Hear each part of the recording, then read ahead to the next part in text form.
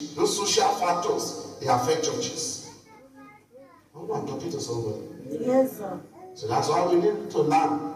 How do you go around there and build a church that will become a rapturable church? Because that's the church Jesus is coming for in Ephesians chapter 5, verse 26 and 27. That is coming for a glorious church, a church that does not have spot or wrinkle or blemish. That's why I say to some people, I said today, we have Nigerian Christians, we have Nigerian churches, we have European Christians, we have European believers. I said, but those people will never get to heaven.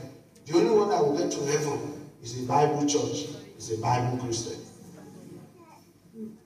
Because people tell me, what you preach in Nigeria, you can't preach it here. But why? Is it not the same Bible? We are going to the same heaven. You know the problem? Contextual factors. So a lot of pastors, most of us, we don't know how to navigate our way.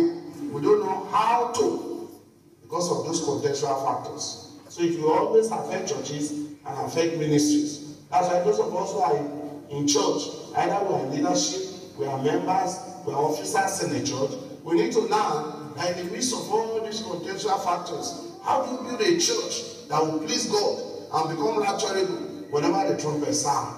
That takes a lot of learning. I hope you are still around. Yes, Pastor. Number 2 factor. Institutional factors.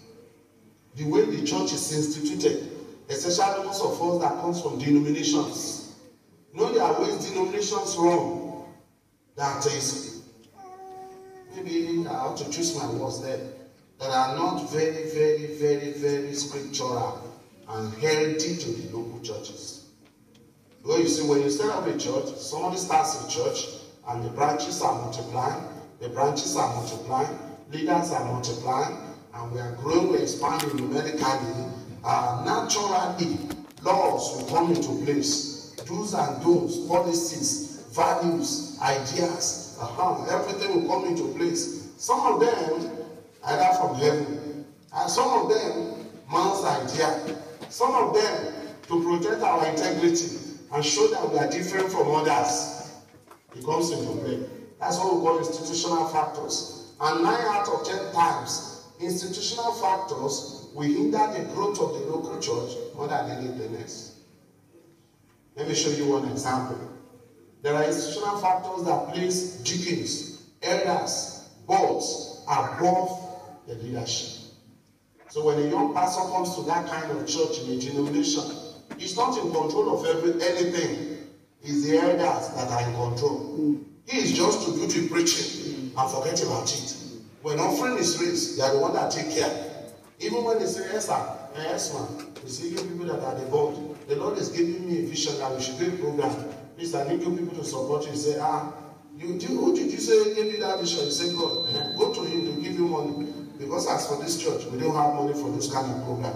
Why? Because the law, the institutional factors give power to the elders, not the pastor. Are you still around? Yes, sir. So that's how do you go around that? And there are many, many, many institutional factors like that. That if you look at church on face value, you think everything is okay. But if you look deeper, there are a lot of issues that ties the church down from growing. Look at institutional factors that make pastors to labor and labor and labor. Some people are also putting down. I know churches that the members have access to the GO, the pastor doesn't have access. The members can write a petition, and the GO will act on the petition, and not asking the pastor. That's the institutional factors.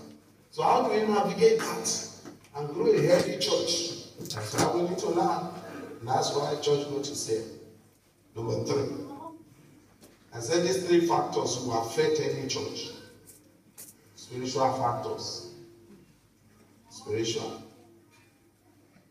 What are those things we use that God will use to bring growth to the church? We need to know them. And let me work on those 3 for you.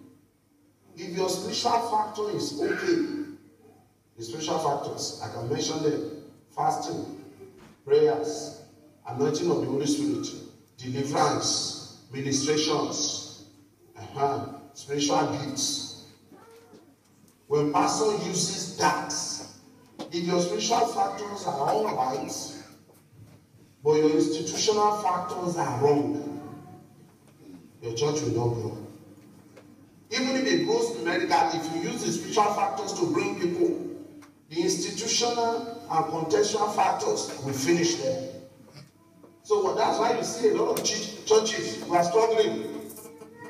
Facially, the building is okay, everybody is sitting down, but there's really no spiritual or physical or material growth. So that's why we need to learn. Hello. Hi, sir. You are blessed. Amen. I said you are blessed. Amen. Okay. Another point for you. Pastors, leaders, people, we need to learn about what makes churches to grow, how to, what brings heads to churches. Number 3, what kills churches? The growth, the health, the death of churches. Please, any church can die, no matter the amount of members there today. No matter the promise God gives to us, the church dies. Churches die. Hello? Hi, sir. I don't need to go too far. If you allow God to open your eyes, go around Manchester, you see once a year. Even this building we have, I thought we bought it from one church here. They are not the one that constructed it. There was a time this place was full. That's why they can build this gigant.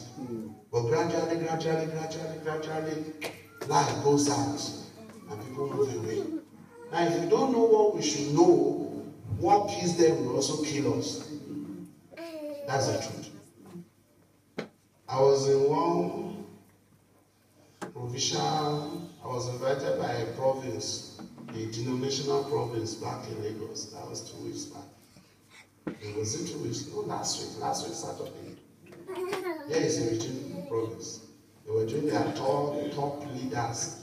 The provincial pastor was there, the deputy, the area, the zone, whatever. Their topmost leaders. It's a new province, so they are doing their leadership program for the first time. So they now brought me to come and tell them peace or strategies to sustainable church growth. How we can sustain our growth. The leader commented later that, look, our church is good. How do we sustain it? I said, fine. And I gave them just 2 examples. I said, look, I knew a church in Lagos that in 1990 to 1999, it has 400 branches in Lagos alone. The headquarters is more than 10,000. In fact, they use National Stadium.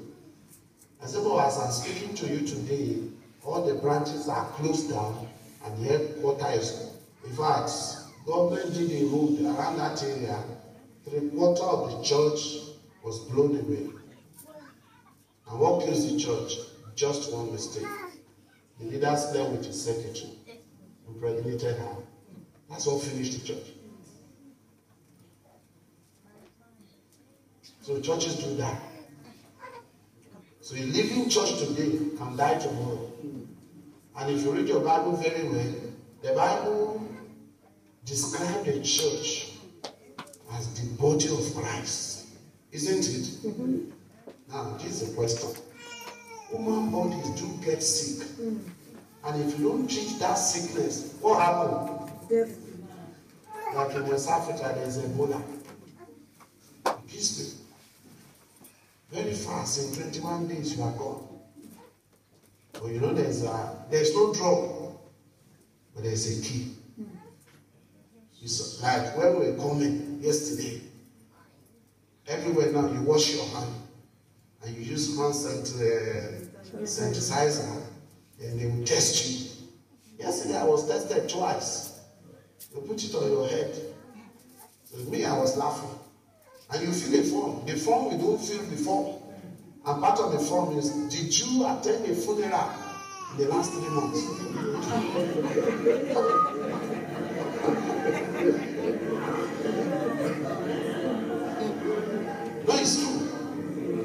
research what happens in Liberia, happens in Sierra Leone, happens in Gambia. It is people that attend funeral. It's people that attend funeral. So they feel, have you attended funeral? I said, no, I've never got out of Lagos. I said this, no. When I finished the report, I said, look, I don't know how to feel it. Oh yeah. They feel it for me. And they test your temperature. Now there's one key to save Ebola. That's what saved us in Nigeria.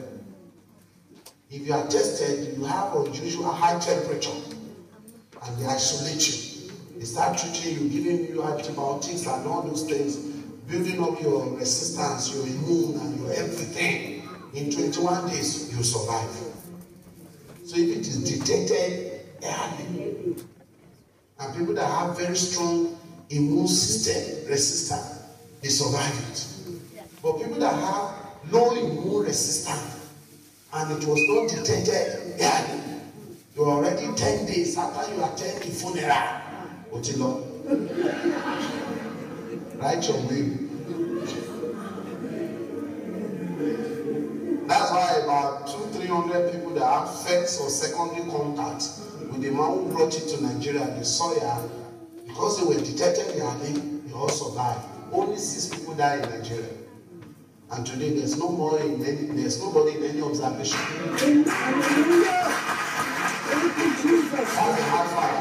Thank you, Father. It was only in Lagos, and it's one woman that saved us in Nigeria. Just one woman. Unfortunately, she died. Because when the Liberian came in, got to the airport, he collapsed. And he was rushed, not to a public hospital. If they are rushed into a public hospital, you will have flying to come and bury your neighbor. But thank God they rushed him to a private hospital. And when he got to the private hospital in Lagos Island, it was the head of the hospital, a woman, very good woman, was the one that attended to him. And when he saw that he's Ebola, he to confess, I had Ebola. And when they treated him, and what can you do? They say, well. I think we will be treating you, we will try to retain you here. The man wanted out. He had wanted to run inside the town. Maybe his motive is to affect as many as possible. It was this woman that held him. You are not going. That's why the thing hit her so much. Now they are going to give her a national honor because she was the one that saved the nation. Why he got to Port Harcourt was that one of those who picked him, Liberia, from the airport, because he was an ECOWAS official, one of those who picked him, held him to the hospital, was also affected. He was put under observation, but he off his phone and ran away and flew to Port Harcourt. Asked the doctor to treat him, first in the hospital and in the hotel. Even the patient in the hospital, because Ebola is so tough that if you do, go back and with him.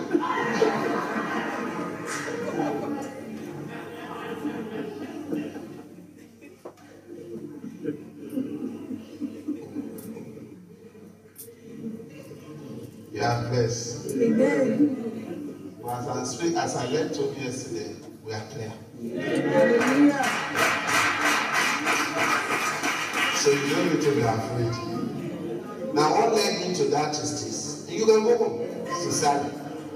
So I led to you yesterday, and they told this time I'm going home. There's nothing. We are clear. In fact, even the United Nations that wants to give money to West Africa, even America, they excluded Nigeria.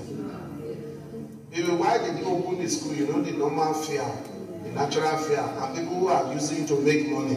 They say all the teachers must be given clothes and sensitizers and all those things, and given some things. Hey, you understand us? They don't help us. We want to profit from every misfortune. But government have insisted that Monday, school must be sold. Because we are free. If you go where I was supposed to be in Sierra Leone in June, we couldn't go. Because where the real Ebola is, there's a total shutdown. You don't enter taxi, you don't go out. When you go to church, you must put something on your nose. And because merely breathing, you don't shake hands. You don't do that. You wear gloves. You don't embrace people. When people do, you must.